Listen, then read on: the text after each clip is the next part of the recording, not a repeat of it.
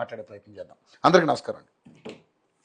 Sir first మీరే, ఎందుకంటే కాంగ్రెస్ పార్టీకి సంబంధించి ఇన్నాళ్ళు నిర్ణయం తీసుకోలేదు, చాలా రోజుల తర్వాత ఇప్పుడు కోర్టు మిమ్మల్ని వారించిన తర్వాత కానీ మీరు ఈ నిర్ణయం తీసుకునే పరిస్థితి కనపడతలేదు. సో మొత్తానికైతే కోర్టు నుంచి ఒక హుకుం అయితే జారీ చేశారు, ఒక అల్టిమేటం జారీ చేయడం జరిగింది. సో ఏంటి మరి మీ విధి విధానాలు ఏంటి? ఎందుకంటే ముఖ్యమంత్రి రేవంత్ రెడ్డి గారు పార్టీ అండ్ పాలకులు కలిసి పనిచేయాలి, ఎక్కడ కూడా, ఎందుకంటే ఎటువంటి పరిస్థితుల్లో కూడా మనం మన వ్యతిరేకతని వాళ్ళకి అవకాశం ఇవ్వకూడదు. ఏదైతే మనం ఇస్తున్నటువంటి సంక్షేమ ఫలాలన్నీ కూడా ప్రజలకు తీసుకెళ్లే విషయంలో అందరూ కూడా కలిసికట్టుగా పనిచేయాలి. ఇది తప్పకుండా గోల్డెన్ పీరియడ్గా అభివర్ణిస్తూ కూడా చెప్పడం జరిగింది, 18 నెలల కాలాన్ని. సో ఏంటి మీ విధి విధానాలు ఏంటి? అయితే సార్ ఈరోజు కోర్టు వాయించింది, హుకుం జారీ చేసింది, మొట్టకాయలు వేసింది, అన్నీ ఏం లేదు. ఏంటంటే అట్లా అంటే అంత తీవ్రంగా తీసుకోవాల్సిన అవసరం ఏం లేదు అని. ఎందుకంటే స్థానిక సంస్థల ఎన్నికల్లో కాంగ్రెస్ పార్టీ 42% ఏదైతే బీసీ కులగణన చేసి బీసీలకు పెద్దపీట వేయాలనుకుందో దాన్ని చట్ట ప్రకారం అన్ని పార్టీల నుంచి కూడా అందరికీ కూడా అవకాశాలు రావాలి.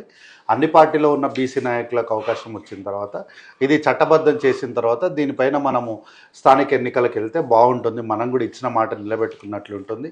ఈలోపు గ్రామ పంచాయతీ వాళ్ళకు కూడా చాలా నిధులు ఇచ్చేది ఉంది కాబట్టి ఆ నిధులు కూడా మనము సమీకరించి దాన్ని విడుదల చేద్దామని ఆ కోణంలో కొంత పాజిటివ్ దాంట్లో ఉండే. ఈ లోపు ఏంటంటే కొంతమంది కొద్దిగా లేట్ అయింది. లేట్ అయినప్పుడు ఏంటంటే కొంతమంది చాలా లేట్ అయింది. అంటే గతంలో 10 సంవత్సరాల పాపాన్ని కడగాలి కదా సార్. మరి 10 సంవత్సరాల పాపాన్ని కడగాలనుకుంటున్నారు, లేకపోతే మీరు సంక్షేమ ఫలాలు ఏదైతే ఇస్తానన్నారో అవన్నీ సకాలంలో ఇవ్వలేక ఈరోజు సకాలంలో ఇవ్వకపోవడానికి మేమేమన్నా ఇంకా 6 నెలల్లో ఏమన్నా సార్వత్రిక ఎన్నికలు ఉన్నాయా? అవును సార్, 100 రోజులు అన్నాం. 100 రోజుల్లో మేము అంటే సంక్షేమాన్ని ముందుకు తీసుకెళ్లే ప్రయత్నమే చేసినాం. కానీ ఈడ దాదాపు 2 లక్షల కోట్లు అసలు లెక్కల్లోకే చూపెట్టని చరిత్ర ఉందన్న సంగతి సరే మాకంటే తెలియదు. కొన్ని అధికారుల కన్నా తెలుసామో చెప్పమానండి. మళ్ళీ ఈరోజు మేము అడిగింది ఏం లేదు, కాగి అడిగింది. వాళ్ళు షాక్ అయ్యారు. వాళ్ళు మేము నివేరపోతున్నాం, అసలు 2 లక్షల కోట్లు లెక్కలకే రాలేదు, అసలు ఏం చేసినారు మీరు, మాకు లెక్కలు చెప్పండి, ఎటైపోకుండా ఉంటారు మీరు 2 లక్షల కోట్లు అని వాళ్ళు చెప్పారు. ఒక మాట అడుగుతారు, 2,000 రూపాయలు మన జేబులో పోతేనే మన రోజంతా అయిపోతాయితాము. అట్లాంటిది 2 లక్షల కోట్ల రూపాయలు అంటే చిన్న మాట నాది. రాష్ట్ర ప్రభుత్వానికి సంబంధించి ఎన్ని అభివృద్ధి సంక్షేమ దానికి మనము ఉపయోగించవచ్చు. కాబట్టి ఇట్లాంటి ఉన్న తరుణంలో కోర్టు ఏం చేసిందంటే గ్రీన్ సిగ్నల్ ఇచ్చింది. ఇమీడియట్గా సెప్టెంబర్ 30 లోపు వెళ్ళండి అని చెప్పింది. ఏముంది సరే ఇప్పుడు మేము ఛాలెంజ్ అంటే మీరు వారించిందంటే మీరు దానికి ఫీల్ అయినట్టున్నారు. కోర్టు చెప్పేదాకా మీరు ఎందుకు నిర్ణయం తీసుకోలేకపోయారు? కారణాలు ఏంటి?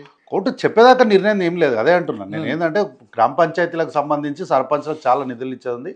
సరే వారిని కూడా కొంత నిధులు వాళ్ళకి ఇచ్చేస్తే వాళ్ళు కూడా రెండోసారి సర్పంచ్లుగా పోవడానికి వాళ్ళకు కొంత ఆర్థికంగా వాళ్ళకు కూడా వెసులుబాటు దొరుకుతుందని ఒక మంచి సదుద్దేశంతో అనుకున్నాము. ఈలోపు కోర్టుకు వెళ్ళారు కొంతమంది. కోర్టుకు వెళ్ళినప్పుడు కోర్టు విచారణ చేసి సర్లేండి ఉన్నది ఉన్న కాడికి ఉండండి అండి, ముందైతే గ్రామ పంచాయతీ స్థానిక సంస్థలు ఎన్నికలు పెట్టండి అని ఒక సూచన చేసింది. మేమేం దాన్ని కాదనలేదు, మేము తప్పించుకోలేదు. సరే సార్ మరి మీరు చెప్తున్నారు పోతామని చెప్పినాము. స్థానిక సంస్థలకు 30వ తారీఖులో పెట్టమన్నారు, పెడతామని చెప్పినాము. ఈ 18 నెలల గోల్డెన్ పీరియడ్గా అభివర్ణించినారంటే ఎందుకు అభివర్ణించకూడదు? మేము చెప్పిన మాటలు చెప్పినట్టు ప్రజలకి అంటే ఏం సాధించారని అభివర్ణించాలి. ఏం సాధించాలి సార్? ఇది ఇది ఇది మన ఏమంటారు, మన ఫోన్ ట్యాపింగ్ కి సంబంధించింది. నాకు నోటీస్ ఇచ్చారు సార్ పోలీసు వాళ్ళు. ఫోన్ ట్యాపింగ్ అయిందని చెప్పి మాదే, ఇగో ఈ నంబర్ నాదే, మీరు కావాలంటే ఇక పబ్లిక్ అయిపోయినాక ఇంకా దీంట్లో దాచుకునేదే ఉంది. నంబర్ నాదే, పేరు నాదే, మా నాయన పేరు, మా ఇంటి అడ్రస్ సహా ఉంది. ఇంటికి నోటీస్ పంపించారు. పోయిన తర్వాత ఆడ చూస్తే సరే ఒక ఈ నోటీస్ చూసినాక విచారణకు ఎదుర్కొన్నాక, అంటే విచారణ అధికారుల ముందు దాదాపు ఒక అర్ధగంట సేపు కొన్ని విషయాలు చెప్పారు. ఆ విషయాలు మనము కోర్టులో విషయం ఉంది కాబట్టి నేను బయట విషయాలు చెప్పాను. కానీ ఈ విషయాలన్నీ తెలుసుకున్నాక నాకు ఒక్క మాట అనిపించింది సార్. రాజకీయాల్లో 13-14 సంవత్సరాల రాజకీయ జీవితంలో నేను ఎప్పుడు ఎవరిని కూడా వ్యక్తిగతంగా కోపంగానే ద్వేషంగా నాకు ఎప్పుడు లేదు సార్. కానీ ఇది తెలిసిన తర్వాత బీఆర్ఎస్ పార్టీ నాయకులు, అంటే నాయకులు అంటే కార్యకర్తలు, అంటే మా రామ్మూర్తి అన్న లాంటి వాళ్ళు గారు, కల్వకుంట్ల చంద్రశేఖరరావు, కల్వకుంట్ల తారక రామారావు అధినాయకత్వం గురించి మాట్లాడుతున్నారు. వీళ్ళు జీవితంలో వీళ్ళను తెలంగాణ రాష్ట్రంలో అధికారం అని కాదు కదా, అస్సలు శాసన సభలో కాదు, రాజకీయాలనే ఉండకూడదు సార్. నా మనసులో అనిపించిన మాట. అసలు వీళ్ళు ఎట్లా పుట్టినారు తెలంగాణలో అనిపించింది. సినిమా డైలాగ్ ఉన్నట్టుగా సీటు కాదు కదా, అసెంబ్లీ గేట్ కూడా తాకనివ్వరు అంటారు. ఇక మరి అసలు గేట్ కాదు, అసలు తెలంగాణ భూభాగంలో ఉంచకూడదు సార్ వీళ్ళని. నిజంగా బాధ అనిపించినటువంటి విషయాలు అన్నా చాలా సింపుల్ గా నవ్వారు. కానీ ఆ విషయాలు తెలుసుకుంటే భార్యాభర్తలు మాత్రమే మాట్లాడుకునే మాటల్ని కూడా వీళ్ళు విన్నారు సార్. వీళ్ళు విన్నారు. నా భార్య నాకు మాత్రమే చెప్పాల్సిన మాటల్ని కూడా వీళ్ళు విన్నారు సార్. వీళ్ళు ఏం చెప్పాలి వీళ్ళని? నాకు ఎంత బాధ అనిపిస్తే నేను ఈ మాట అంటానో అర్థం చేసుకోండి, నా మనసును అర్థం చేసుకోండి ఒక్కసారి. కాబట్టి ఆ రోజు చెప్పినాం మేము, ప్రభాకర్ రావు గారు మీరు ఎక్కడున్నా సరే మిమ్మల్ని తీసుకొచ్చి బొక్కలో నిలబెట్టినాడు, నీ వస్తాదు రాడు నీ దగ్గరికి అని చెప్పినాం మేము. అట్టాగే చెప్పిన మాట చెప్పినట్టు ఆ ప్రభాకర్ రావుని తీసుకొచ్చినాం, విచారణ ముందు కూర్చోబెట్టినాం. కల్వకుంట్ల చంద్రశేఖరరావుకి చెప్పినాం, కాళేశ్వరంలో నువ్వు అవినీతి చేస్తున్నావు, కాళేశ్వరం కట్టినం తప్పు కాదు, కట్టిన విధానం తప్పు, అందులో అవినీతి జరిగింది అని చెప్పినాం. చెప్పిన మాట చెప్పినట్లే కల్వకుంట్ల చంద్రశేఖరరావు గారిని తీసుకొచ్చి విచారణ ముందు కూర్చోబెడితే ఆయన ఎవ్వరు అధికారులు ఉండకూడదు ఇక్కడ, నేను ఒంటరిగా ఉండి నీతోనే మాట్లాడతా, గోప్యత మెయింటైన్ చేయాలి ఇక్కడ అని. ఎందుకంత భయం ఏముంది? అధికారుల ముందు పూర్తి వివరాలు పారదర్శకంగా చెప్పడానికి మీకు ఉన్నటువంటి భయం ఏంటి? కాబట్టి ఈ రాష్ట్రంలో 18 నెలలుగా రైతు బంధు ప్రతి ఒక్కరికి వేసినాం. ఈరోజు ప్రతి ఒక్కరికి వేసినాం. అర్హులైన ప్రతి ఒక్కరికి 9,000 కోట్ల రూపాయలు రైతు బంధు ఇస్తూనే ఉన్నాం. రైతు రుణమాఫీ చేసినాం.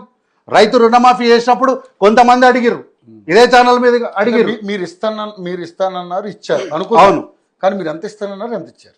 15,000 ఇస్తామన్నాం సార్. ఈ రోజు బీఆర్ఎస్ 15,000 ఇస్తామన్నాం సార్. 12,000 ఇచ్చినప్పుడు మేమేమి దొంగతనంగా ఎవ్వరికి చెప్పకుండా ప్రజల దగ్గర పర్మిషన్ తీసుకోకుండా 12,000 మొండికి ఉట్టిగేలే. మేము బాధ్యత ప్రజల దగ్గరకు వచ్చి అయ్యా మేము 15,000 ఇస్తామని చెప్పిన మాట వాస్తవం. కానీ ఇప్పుడున్నటువంటి పరిస్థితుల్లో 15,000 ఇవ్వలేకపోతున్నాం, దయచేసి 12,000 ఇస్తున్నాం, దయచేసి తీసుకోండి అని ప్రజల దగ్గర మేము అభ్యర్థించినాం. అభ్యర్థించి విషయాలు ఏంటనేది పూర్తిగా ప్రజలకు చెప్పినాక మేము 12,000 వేసినాం. 12,000 వేసిన తర్వాత రుణమాఫీ జరగలేదు అన్నారు, గోడల మీద రాస్తారా అన్నారు, గోడల మీద రాసి చూపించినాం. ఈ రాష్ట్రంలో ఉచిత బస్సు ఇయ్యనియ్యరు అన్నారు. రెండో రోజే ప్రభుత్వం ఏర్పడిన రెండో రోజే ఉచిత బస్సు ప్రయాణాన్ని ఇచ్చినాం. ఉచిత కరెంట్ ఇస్తామన్నాం 200 యూనిట్ల వరకు. రాలేదన్న వాళ్ళు ఎవరో నా దగ్గరికి రండి, మీ ఛానల్ తీసుకొని పోదాం, ఛాలెంజ్ చేస్తాను. నేను 500 రూపాయలు వేల మంది వస్తారు అట్లంటే ఛాలెంజ్ నేను తీసుకుంటా సార్. నేను బాధ్యతగా నిలబడతా. చాలా మంది వస్తారు. నేను నా పార్టీ నుంచి నేను బాధ్యతగా నిలబడతా. అలాగే బయట పడతాయి కదా, పడతాయి కదా. ఇప్పుడు పార్టీ నేను ఏమంటున్నా సార్, ముఖ్యమంత్రి గారు ఎంపీ ఎలక్షన్స్ లో ఒక ఛాలెంజ్ చేశారు. ఏంటి? మిమ్మల్ని ఎంపీ ఎలక్షన్స్ లో 0 చేస్తాను వారు ఛాలెంజ్ చేశారు. అయిపోయింది ఇక, వారు ఛాలెంజ్ చేసి వారు ఛాలెంజ్ అయిపోయింది. ఇది కార్యకర్తలుగా మా ఛాలెంజ్. దీనివల్ల ఇదే ప్రామాణికం, దీనికి మేము ఛాలెంజ్ చేస్తున్నాం. ముఖ్యమంత్రి గారు చేసినటువంటి ఛాలెంజ్, కష్టపడి పనిచేస్తే ఏది అన్నితర సాధ్యం కాదు, ఏదైనా సరే. కాబట్టి దాన్నే స్ఫూర్తిగా తీసుకొని స్థానిక సంస్థల్లో 12,000కు పైచిలుకున్నటువంటి స్థానిక సంస్థల్లో బీఆర్ఎస్ పార్టీకి ఒక్క సీటు కూడా రానియం వీళ్ళను. ఒక్క సీటు రక్తం ప్రాణం పెట్టి పనిచేస్తాం మేము, రక్తం ప్రాణం పెట్టి పనిచేస్తాం. వాళ్ళకు మాత్రం ఒక్క సీటు దక్కనీయం. ఎందుకంటే ఈ విషయాలు తెలిసినప్పుడు అంత రక్తం ప్రాణం పెట్టి పనిచేసే బదులు మీరిచ్చే పథకాలేయో ప్రజల్లోకి వాళ్ళకి చెప్పే కార్యక్రమాలు చెప్తాం, ప్రచారం చేసుకునే కార్యక్రమాలు రక్తం ప్రాణం పెట్టడం అంటే గదే. ప్రతి విషయాన్ని కూడా ప్రజల దగ్గరికి గడప గడపకు ప్రతి మనిషికి తీసుకొని వెళ్తాం. వీళ్ళ హయాంలా సర్పంచ్ల నిధులు ఇవ్వకపోతే సర్పంచ్లు ఎట్లా ఆత్మహత్యలు చేసుకున్నారో వివరించి చెప్తాం. సర్పంచ్లు అయిన పాపానికి ఎట్లా హైదరాబాద్లో వచ్చి వాచ్మెన్లుగా, మెకానికులుగా, జిహెచ్ఎంసీ కార్మికులుగా, సెక్యూరిటీ గార్డులుగా పనిచేస్తున్నటువంటి సర్పంచ్ల జీవితాన్ని వాళ్ళ ముందు కళ్ళగట్టినట్టు చూపిస్తాం మేము. సార్, అదృష్టమో దురదృష్టమో మొన్న గతంలో జరిగినటువంటి సర్పంచ్ ఎన్నికల్లో చాలా మంది యువకులే గెలిచిరు. ఈసారి సర్పంచ్ అవుతాం, నెక్స్ట్ సారి ఎంపీటీసీ అయ్యి ఎంపీపీ అవుతాం, తర్వాత జెడ్పీటీసీ అవుతాం, జిల్లా చైర్మన్ అవుతాం, 30 ఏళ్ళకు మేము ఎమ్మెల్యే మా ప్రాంతానికి మేము సేవ చేస్తామని ఎన్నో కళలు కానీ సర్పంచ్లు అయిన పాపానికి భార్య మెడల పుస్తలమ్మి తాకట్టు పెట్టి అది తీర్చలేక ఆత్మహత్యలు చేసుకున్నారు సర్పంచులు. తల్లి మెడలు ఉన్న పుస్తలు తీసుకొచ్చి అప్పులు తీర్చలేక ఈరోజు హైదరాబాద్లో వచ్చి కూలి పని చేసుకుంటున్నారు సార్, మేసరి పని చేసుకుంటున్నారు, అడ్డమైన కూలీ మీద నిలబడుతున్నారు సార్. ఇంత దౌర్భాగ్యంగా వీళ్ళు సర్పంచ్ల బతుకుల్ని హీనంగా మార్చేసిన విధానాన్ని మేము ప్రజలకు వివరిస్తాం సార్. వివరించి వీళ్ళకు మాత్రం ఒక్క సీటు కాదు కదా, అస్సలు వీళ్ళకు డిపాజిట్లు కూడా రాకుండా చేసే బాధ్యత, ఆ ప్రయత్నం ఖచ్చితంగా మేము చేస్తాం. ఎందుకంటే సర్పంచ్లకు మీరు ఎందుకు బిల్లులు చెల్లించలేదు? అప్పులు చేయలేదా? చేసిరు కదా. అప్పులు చేసి కూడా మీరు ఎందుకు చెల్లించలేదు? ప్రశ్న ఇది.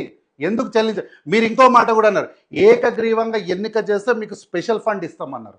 స్పెషల్ ఫండ్ మనం ఉన్న ఫండే ఇవ్వలేదు, అట్లా మోసం చేసిర్రు. వీళ్ళు చెయ్యని మోసం ఏముంది? పైనుంచి మళ్ళీ కొంతమంది మంత్రులు కల్వకుంట్ల తారక రామారావు, చంద్రశేఖరరావు వీళ్ళు పోయి కొన్ని గ్రామాల్లో మేము దత్తత తీసుకుంటున్నాం అన్నారు. దత్తత తీసుకొని ఉన్న ఊర్లను సర్వనాశనం చేసిర్రు. అట్లా చేస్తేనే వాసల మరల మళ్ళీ పోయి మేము ఇందిరా మిన్లు చేసి వచ్చినాం. ఆ గవతో సహా మేమే ఆదుకున్నాం మళ్ళీ. రైట్ రైట్ మనం బీఆర్ఎస్తో మాట్లాడతాం మీరు. సార్ రామూర్తి గారు, సో అంటే ఈరోజు మీకు సంబంధించి తెలంగాణ రాష్ట్రంలో మీ పార్టీ 10 సంవత్సరాలు అధికారంలో ఉంది. సరే, అద్భుతంగా చేసామని మీరు చెప్పుకుంటున్నారు.